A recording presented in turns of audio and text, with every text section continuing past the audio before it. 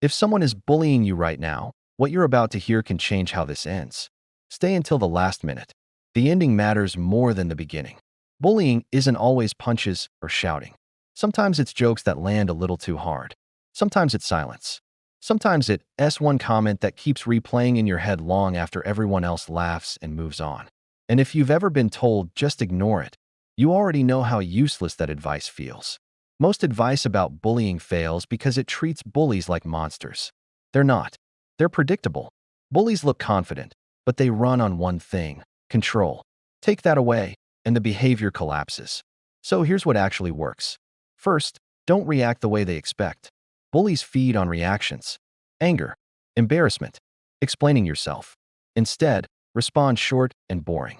Things like, okay, or if you say so. A simple shrug and silence can work wonders. No emotion is confusing. Confusion is uncomfortable. Most bullies will move on because they aren't getting the reaction they crave. The second tool is to name the behavior calmly. Now, this one can feel scary, but it's incredibly effective. You can ask directly, "Why are you trying to embarrass me?"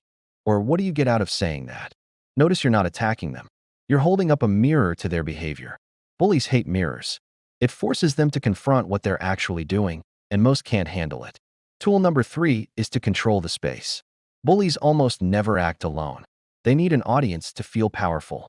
So change seats. Walk with someone you trust. Stay in visible, public areas. This isn't a sign of weakness, it's a strategy.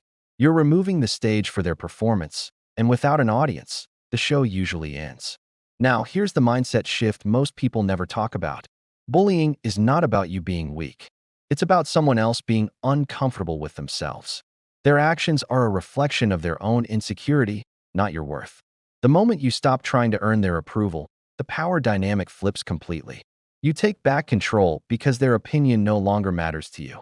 Of course, some bullying crosses a serious line. I'm talking about threats, repeated harassment, or anything physical. That's not something you handle alone. That's something you report to a trusted adult, a teacher, a manager, or whoever is in a position to help. Getting help isn't losing. Staying silent while it escalates is. If you're struggling, please know there are resources available, like crisis hotlines and mental health professionals who can support you. Here's the most important part, and why I asked you to stay until the end. Bullies don't decide how your story ends. You do. The skills you're learning right now, setting boundaries, staying calm, knowing when to speak up, those don't just stop bullying. They follow you for life. They build your confidence and your character.